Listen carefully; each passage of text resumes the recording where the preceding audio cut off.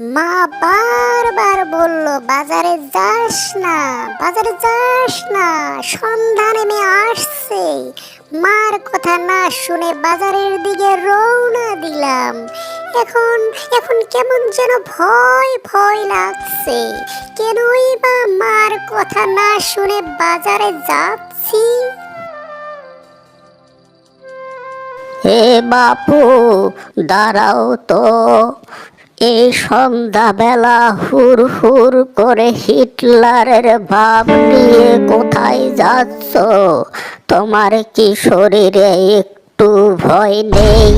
বাজারে যাচ্ছি বুড়িমা, সন্ধ্যা নেমে আসছে তো, তাই আমার একটু একটু ভয় লাগছে।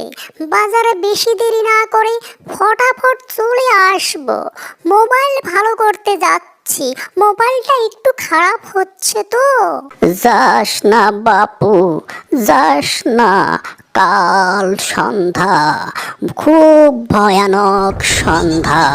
এই সময় ভূত পিশাচ দুঃখী আত্মা ঘুরে বেড়ায়। ওরা তোর অনিষ্ট করতে পারে, তাই তুই ফিরে যাওয়া উচিত রে বাপু। ঠিক আছে বুড়িমা, আমি ফিরে যাচ্ছি।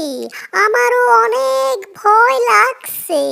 আপনার সুপরামর্শের জন্য আপনাকে অনেক ধন্যবাদ। আমি আসছি বুড়িমা। সাবধানে যাস রে বাপু, দেখে শুনে যাস।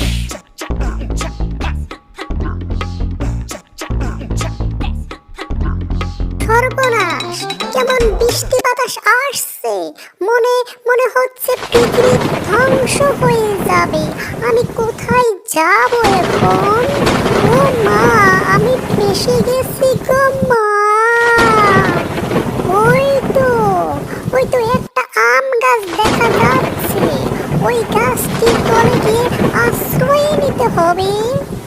আসছে, আসছে, একটা ছেলে মানুষ আসছে। অনেক দিন হলো কাউকে আমি মারতে পারিনি। আমার হাত দুটো হুর হুর করছে। আমার ভয়ঙ্কর রূপ সেন্স করে মানুষের রূপ ধরে ওর পাশে যাব এবং এবং ওর সাথে বন্ধুত্ব করব। তারপর পুকুরের পানির মাঝে নিয়ে পানিতে চুবিয়ে চুবিয়ে মেরে ফেলবো। চারদিকে কেমন যেন ভয়াবহ পরিবেশ হয়ে গেল। ওটা কি, ওটা কি, ওটা কি উড়ে গেল? কি ভয়াল পরিবেশ! আমি কোথায় এসে ফেসে গেলাম গো? হে মালিক, তুমি আমাকে সহায় করো, আমাকে সহায় করো মালিক। ভয় করিস না বন্ধু, তোকে বিপদে পড়া দেখে আমি এগিয়ে আসলাম। চল আমার সাথে, আমি তোকে তোর বাড়িতে পৌঁছে দিয়ে আসবো। হ্যাঁ হ্যাঁ, আমি অনেক ভয় পাচ্ছি।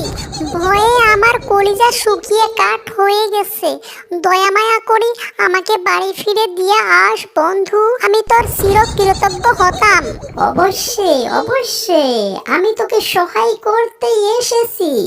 চল চল আমার সাথে চল।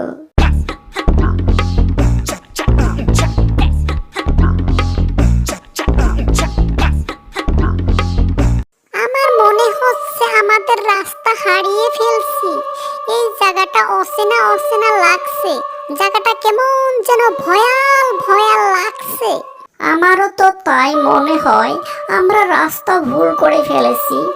তা কোনো চিন্তার বিষয় না। দুই বন্ধু মিলে এই পুকুরে নেমে চিংড়ি মাছ ধরবো এবং পুড়ে পুড়ে খাবো। সকাল হলে বেলার প্রহরে আমরা আপন গ্রামে চলে যাব। তা কি বলিস তুই? আমি তো সাঁতার কাটতে জানি না, তাই আমি পুকুরে নামবো না। আমি তো জীবনে কোনোদিন মাছ ধরিনি, তাই আমি এসব পারবো না বন্ধু। তুই কিসের ভয় করিস? আমি তো আসছি। দেখ বন্ধু, আমরা তো বাড়ি যাওয়ার রাস্তা হারিয়ে ফেলেছি। সারা রাত এখানে বসে বসে কি করব বল? শুধু শুধু বসে থাকে কি লাভ? দুই বন্ধু মিলে চিংড়ি মাছ ধরে পুড়ে খাই। খিদাও লেগেছে অনেক। না রে বন্ধু, আমি পুকুরে নামতে অনেক ভয় করি। তুই পুকুরে নাম, আমি পাড়ে বসে থাকবো, কেমন হয়? অনেক খারাপ হয় রে বন্ধু, অনেক খারাপ হয়। তুই পুকুরে না নামলে তোকে আমি মারবো কিভাবে? হা হা হা হা হা হা হা হা। ও কি বাবা, ভয়ঙ্কর ভূত রে বাবা!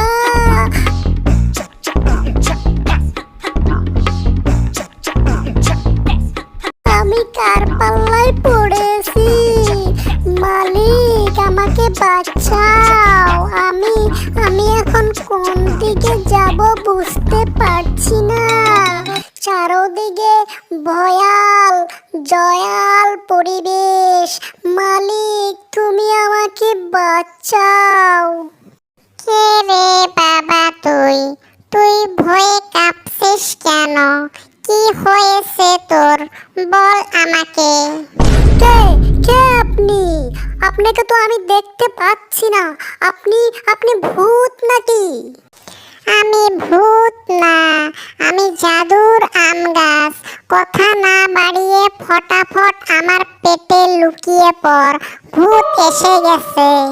এই জাদুর গাছ, তোর পেট থেকে আমার শিকারকে বের করে দে, বের করে দে, না হলে আমি তোর ওপর খাতরা অ্যাকশন নেব। তোর পেট ফেরে আমি আমার শিকার নিয়ে আসব। এটা মামুর বাড়ির মুয়া নয়, এটা মানুষের জীবন ধ্বংস করতে তোদের মায়া লাগে না বেঈমান কুফা? দুরন্তে দূর হয়ে যা, না হলে তোকে ধ্বংস করে ফেলবো। ঠিক আছে, ঠিক আছে, আমি যাচ্ছি, কিন্তু ভয় পেয়ে নয়। রানীমাকে ডেকে এনে তোর 14 গোষ্ঠীর শিক্ষা দিতে আসছি। আমি আসছি। বের হয়ে আস বাসা, বের হয়ে আস। ভূত চলে গেছে এখন, আমার পেটে বড় কষ্ট পাচ্ছি।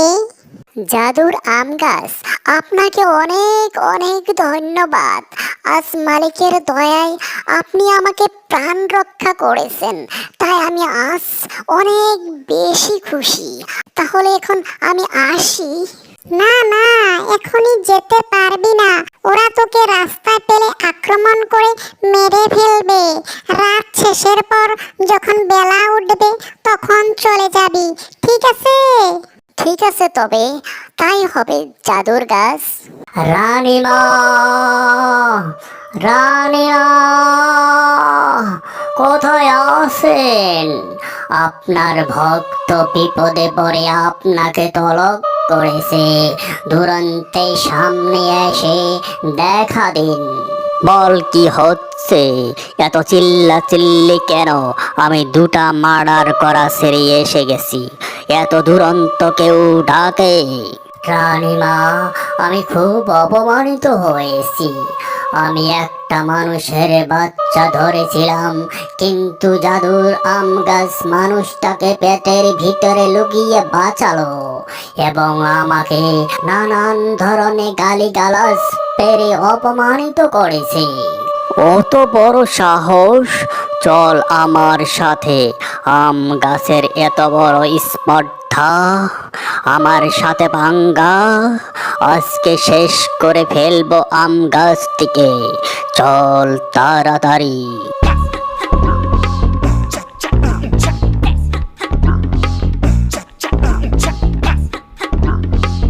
এটাই এটাই আম গাছ আমাদের সর্বনাশ করেছে। আপনি উচিত শিক্ষা দেন রানীমা। কে রে তুই? সাধারণ একটা আম গাছ হয়ে অত বাহাদুরি? তুই আমার ভক্তর আহার লুকিয়ে রাখছিস কেন? তাই সসম্মানে তুই মানুষটাকে বের করে দে, না হলে কিন্তু তোর খবর আছে। আমি ভদ্রভাবে নম্র ভাষায় বলি, তোরা আমাকে জ্বালাস না। যেভাবে এসেছিস সেভাবে চলে যা। মানুষের ক্ষতি করার স্বভাব ছেড়ে দে, না হলে আমি কিন্তু ভয়ঙ্কর হয়ে উঠব। দেখছো দেখছো রানীমা, আমাদেরকে দম দিচ্ছে। বেহায়া আম গাছ আমাদেরকে চ্যালেঞ্জ করছে। কত বড় সাহস তার, কত বড় অহংকারী। ধৈর্যর সীমা পার হয়ে যাচ্ছে আম গাছ। বের করে দে মানুষটাকে, না হলে তোকে পুড়িয়ে ছাই করে ফেলবো। পাপীর ক্ষমতা কখনো বড় হতে পারে না।